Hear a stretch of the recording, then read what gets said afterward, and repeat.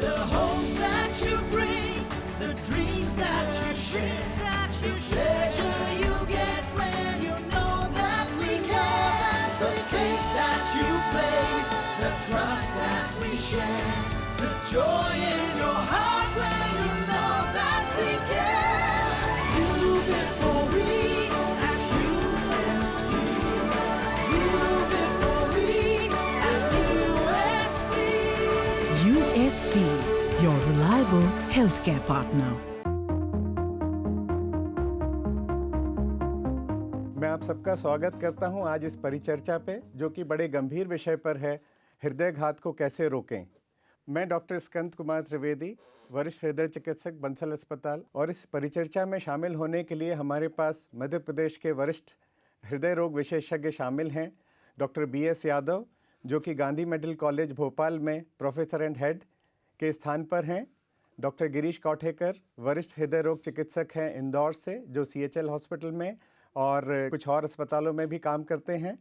और हमारे साथ हैं डॉक्टर नितिन मोदी, जो कि वरिष्ठ हृदय चिकित्सक हैं CHL अस्पताल इंदौर से। आज की परिचर्चा का विषय इसलिए बहुत गहन हो जाता है, जटिल हो जाता है, क्योंकि आज पूरे विश्व में आज हृदय रोग की जो बीमारी है उसकी वजह से सबसे ज़्यादा जाने जा रही हैं। हम देखें तो करीब करीब 1.25 करोड़ जानें हर साल सिर्फ हृदय रोग घात में चली जाती हैं। और इससे भी ज़्यादा ज़रूरी बात यह है कि करीब करीब 3/4 जो लोगों की मृत्यु हो रही है हृदयघात से, वह उन देशों में हैं जो निम्न आय वर्ग के हैं या मध्यम आय वर्ग के हैं। यह जानना हम सबके लिए ज़रूरी है, क्योंकि हमारा देश भी मध्य आय वर्ग में आता है। डॉक्टर यादव, आप कुछ बताना चाहेंगे कि कौन से मरीज हैं जिनको कि शक आना चाहिए कि उनको हृदयघात है? क्या क्या लक्षण हैं जिससे कि उन्हें एक डॉक्टर के पास अपनी जांच के लिए पहुंच जाना चाहिए? हृदय रोग में जो सबसे ख़ास हार्ट अटैक है और जो सबसे ख़तरनाक भी है, उसमें विशेष लक्षण होते हैं। विशेष लक्षण में सबसे ख़ास है एंजाइनल पेन। एक तरह का चेस्ट पेन है जो हमारे चेस्ट में सेंटर ऑफ चेस्ट से शुरू होके और ऊपर हाथ में और जॉ में या पीठे की तरफ जा सकता है। कभी कभी ये पेन ना होके बहुत टाइटनेस जैसा सिम्टम होता है, जैसे चेस्ट में कोई चीज़ बांध दी गई है। और इसके साथ अन्य एसोसिएटेड सिम्टम्स भी हो सकते हैं, जैसे कि बहुत ज़्यादा पसीना आना और नौजिया होना, उल्टी होना, और कभी कभी सिनकोप तक या चक्कर आके गिरने तक का इसमें लक्षण होता है। मैं आपको यहाँ पे टोकूंगा डॉक्टर यादव। मैं चाहूँगा कि हम मरीजों को उनके लक्षणों के बारे में ज़्यादा बताएं, जिससे कि वो आइडेंटिफाई कर सकें और वो एक मेडिकल स्पेशलिस्ट के पास पहुँचें। तो यदि मैं आपकी बात समराइज़ कर सकूं, तो कोई भी व्यक्ति जिसको कि जबड़े के नीचे से लेकर नाभि तक के बीच में कंस्ट्रिक्शन या दबाव, या ऐसा लगे कि सांस लेने में तकलीफ़ हो रही हो या पसीना आ रहा हो, इस तरह के लोगों के ये लक्षण हैं। क्या आपको लगता है कि महिलाओं और पुरुषों के लक्षणों में कुछ फ़र्क रहता है? ज़रूर ये बताना चाहूँगा कि थोड़ा सा फ़र्क है। महिलाओं में चेस्ट पेन रिलेटिवली कम होता है, उनमें पसीना और नौसिया होना ज़्यादा कॉमन है। दूसरा मैं ये भी बताना चाहूँगा कि हृदय रोग के लक्षण सभी लोगों में नहीं होते हैं। ये करीब 15 से 20% में साइलेंट हार्ट अटैक भी हो सकता है। तो ये भी हमको ध्यान रखना चाहिए कि थोड़े से मिनिमल सिम्टम जैसे कि पसीना आना, चक्कर आना, नौजिया जैसा लगना, कभी कभी इनसे भी हृदय रोग के लक्षणों का पता लगता है। तो हृदय रोग के लक्षण वेरिएबल हैं और कई बार नहीं भी होते हैं। तो लक्षणों को सीरियसली लेना चाहिए और हमको परीक्षण कराना चाहिए। डॉक्टर गिरीश कौठेकर, आप इस बारे में कोई जानकारी देना चाहेंगे कि किस तरह के मरीज हैं जिनको यदि कभी डकार भी ले रहे हैं तो उनको सोचना चाहिए कि शायद ये हार्ट अटैक हो सकता है, कभी उनकी छाती में दर्द हो रहा है, तो किस तरह के मरीज हैं जिसमें इन सब चीज़ों के होने की अपेक्षा ज़्यादा है? तो क्या रिस्क फैक्टर्स हैं हार्ट अटैक के मरीजों के? ये बहुत इम्पॉर्टेंट है इस दृष्टि से कि रिस्क फैक्टर्स, हमको कोई भी एक कारण नहीं है हार्ट अटैक का। Be counted by risk factors. तो रिस्क फैक्टर्स मतलब क्या होता है कि हमको 2 भागों में डिवाइड करते हैं, नॉन मॉडिफाइबल एंड मॉडिफाइबल। इसका मतलब क्या है? नॉन मॉडिफाइबल, अगर मेरे फैमिली में किसी को यंगर एज में हार्ट अटैक आया होगा तो मुझे संभावना डबल हो जाती है। इसका तात्पर्य ये भी है कि सेकंड हम बात करें कि non modifiable genetically Indians are more prone for the heart attacks. इसका तात्पर्य कि अगेन ये वापस नॉन मॉडिफाइबल है, परंतु मॉडिफाइबल रिस्क फैक्टर्स ज़्यादा हैं। इनको अगर मैं इंगित करूं तो इसमें आ गया ब्लड प्रेशर, डायबिटीज़, मोटापा, कोलेस्ट्रॉल, स्मोकिंग एंड ओबेसिटी। इन चीज़ों को हम वाकई चेंज कर सकते हैं। डॉक्टर नितिन, मधुमेह और हृदय रोग, इसके बारे में आपके क्या विचार हैं जो हम अपने दर्शकों को साझा कर सकें? मधुमेह के जो मरीज होते हैं, यदि उन्हें हम जिनको मधुमेह नहीं है उन लोगों से कंपेयर करें तो मधुमेह के मरीजों में हृदयघात या हार्ट अटैक 3 से 4 गुना अधिक मात्रा में होता है। और हम अगर सिर्फ मधुमेह के मरीजों को देखें तो मधुमेह के मरीजों में जितनी भी मृत्यु होती है उसमें 50% से ज़्यादा हृदयघात या हार्ट अटैक या हृदय से संबंधित, वेसल से संबंधित या स्ट्रोक संबंधित बीमारियों से होती है। इस तरीके से मधुमेह एक बहुत ही मुख्य कारण है हृदयघात होने के लिए। हम बात कर रहे हैं हार्ट अटैक की। प्राय मरीज हमसे पूछते हैं कि हमारे पति को, हमारे बहन को, हमारे भाई को हार्ट अटैक हो गया आज से 15 दिन पहले या आज से 1 महीना पहले। तो प्राय लोगों की जिज्ञासा रहती है कि क्या हार्ट अटैक का मतलब फुल स्टॉप है या इसके बाद भी जीवन संभव है। प्राय लोगों की जिज्ञासा रहती है कि हार्ट अटैक के बाद, हृदयघात के बाद क्या वो कभी एक्सरसाइज कर सकेंगे या नहीं कर सकेंगे। आइए इस बारे में जानते हैं डॉक्टर BS यादव से। निश्चित तौर पे हार्ट अटैक जब भी होता है तो उसमें हार्ट के मसल को इंजरी होती है, और जब भी कोई इंजरी है तो उसको रिपेयर में टाइम लगता है। तो हम तुरंत ही विगरस एक्सरसाइज शुरू नहीं कर सकते हैं। एडवाइजेबल ये है कि हम धीरे धीरे शुरू करें और उसको ग्रेजुअली बढ़ाएं। हम करीब 15 दिन बाद या 10 दिन बाद एक्सरसाइज धीरे धीरे, चलने वाली exercise, walking is the best exercise शुरू कर सकते हैं और उसको हर हफ्ते 5 मिनट बढ़ाते जाएं। ऐसे तकरीबन 2-2.5 किलोमीटर तक उसको धीरे धीरे बढ़ा सकते हैं। पर ख़ास बात यह है कि ये सभी मरीज़ों के लिए परमिटेड नहीं है, क्योंकि कुछ मरीज़ों में कॉम्प्लिकेटेड हार्ट अटैक होते हैं जिसमें कॉम्प्लिकेशन होते हैं, जैसे हार्ट की पंपिंग स्लो है या हार्ट में एंजाइना या पेन हो रहा है या उसमें साथ में कहीं कहीं पे ब्लॉक्स हैं। तो ऐसे मरीजों को ये प्रोटोकॉल अलाउ नहीं कर सकते हैं। इसमें चिकित्सकीय परीक्षण होना ज़रूरी है और हमको ये सारी एक्सरसाइज प्रोटोकॉल, रिहेबिलिटेशन प्रोटोकॉल के हिसाब से डॉक्टर की सलाह के अनुसार ही करना चाहिए। हृदयघात से दूसरी एक और परेशानी जो ज़्यादातर लोगों को रहती है, खासतौर से निम्न आय वर्ग और मध्यम आय वर्ग के लोगों को, यदि उनको हार्ट अटैक के लक्षण होते भी हैं तो वो ठिठकते हैं अस्पताल जाने के लिए, क्योंकि हार्ट अटैक के साथ उनको लगता है कि शायद लाखों का खर्चा होगा।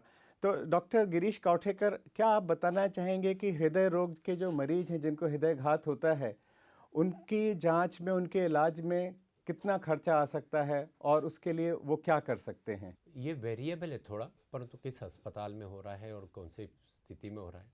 पर मोटे तौर पे आज की स्थिति में मतलब 50,000 से 60,000, 70,000 तक का खर्चा अनुमानित होता है कि हार्ट अटैक वालों को।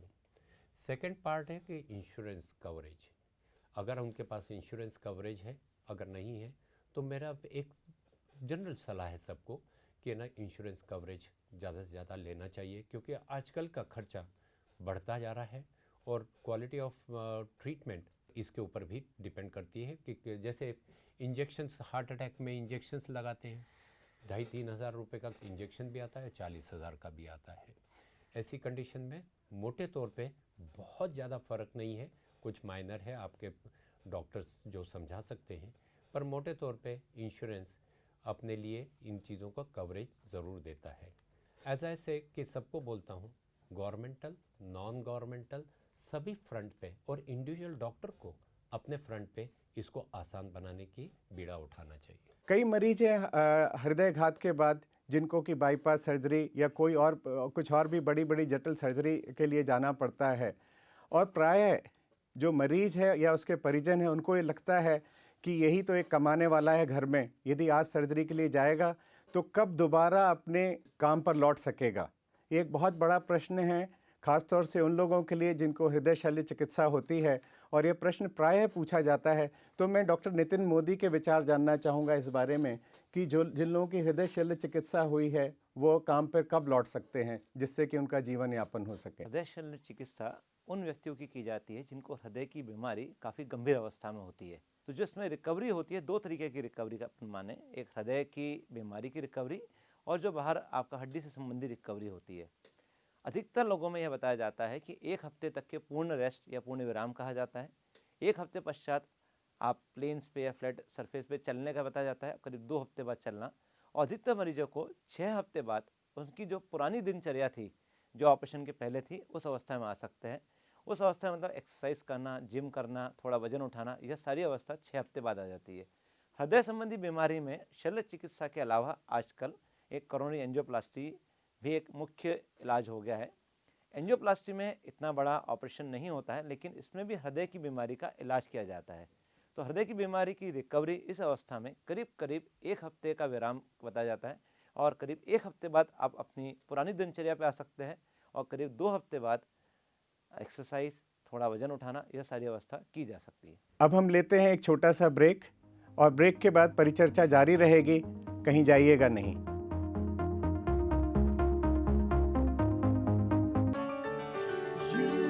The homes that you bring, the dreams that you share, the pleasure you get when you know that we care, the faith that you place, the trust that we share, the joy in your heart when you know that we care.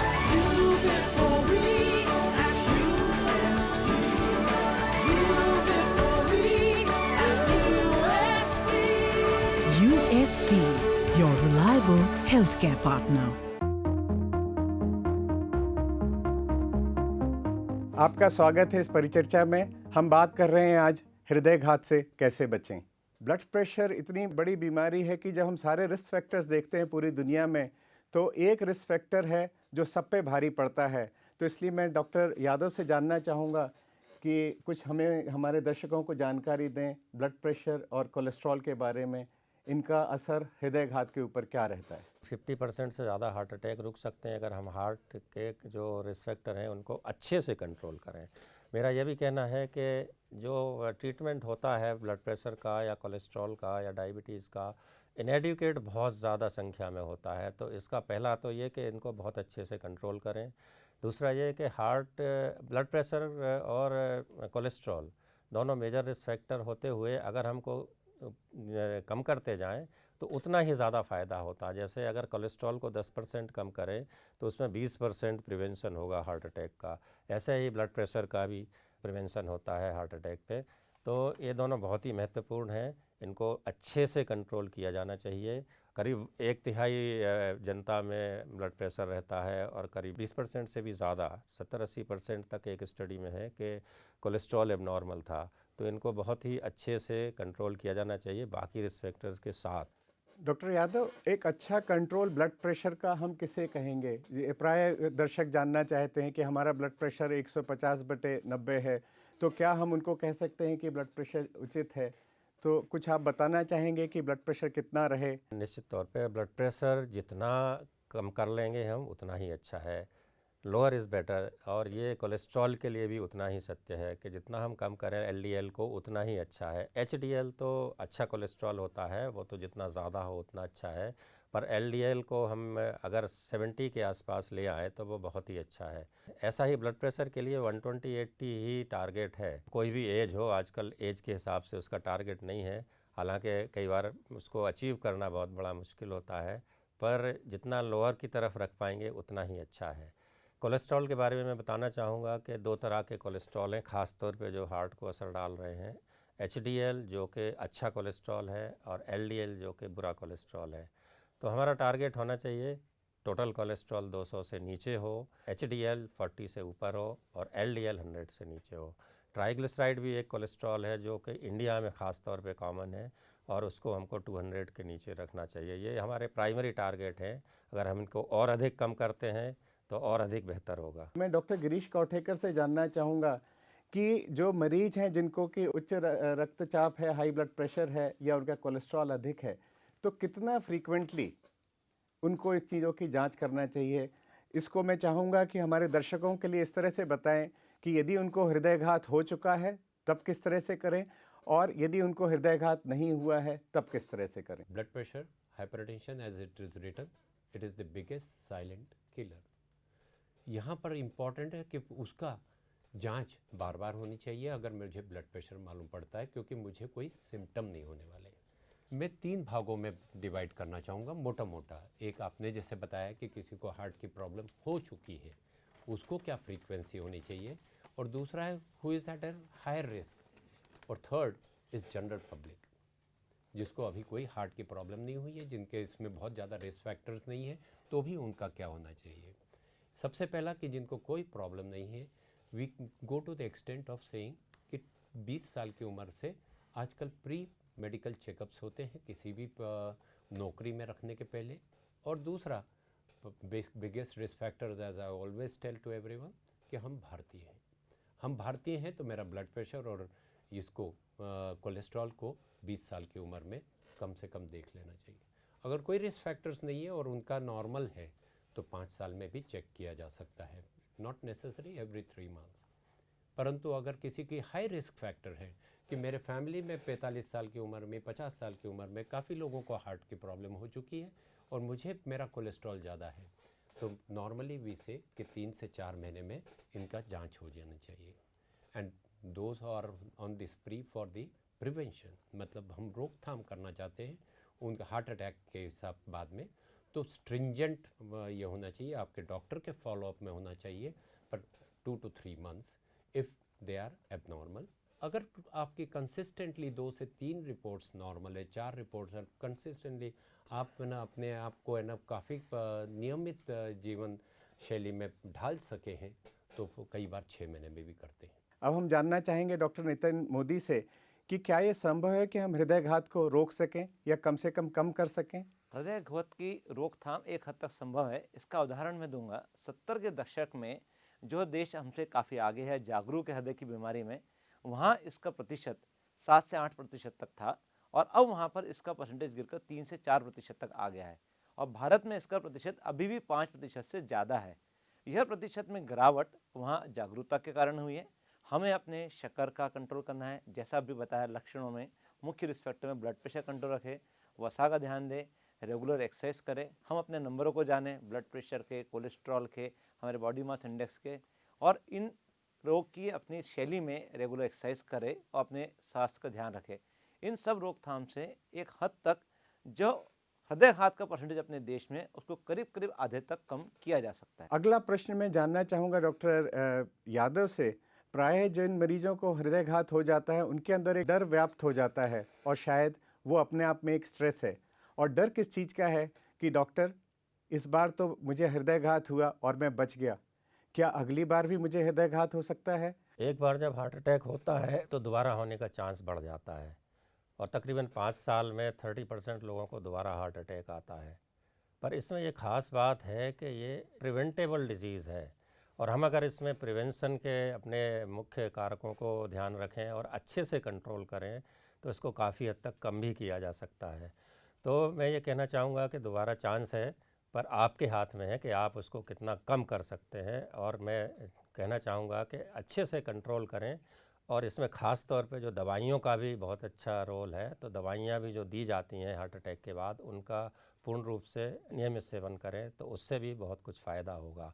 तो diet, exercise और risk factor control and medicine, तो ये 4 चीज़ों का अगर हम combination रखेंगे तो हम रिकरेंस या पुनः हार्ट अटैक होने के चांस को काफ़ी कुछ कम कर देंगे। प्रायः मरीज ये भी पूछते हैं कि डॉक्टर मैं अपने शरीर के साथ कुछ नहीं करवाना चाहता हूँ, मुझे ना एंजियोप्लास्टी करना है ना बाईपास सर्जरी करना है, तो क्या मेरा इलाज हृदयघात के बाद इन दोनों के अलावा संभव है कि ना तो मैं एंजियोग्राफी करूंगा, ना एंजियोप्लास्टी करूंगा, ना बाईपास ग्राफ्ट सर्जरी करूंगा? और लोगों के अलग अलग कारण हैं करने और नहीं करने के।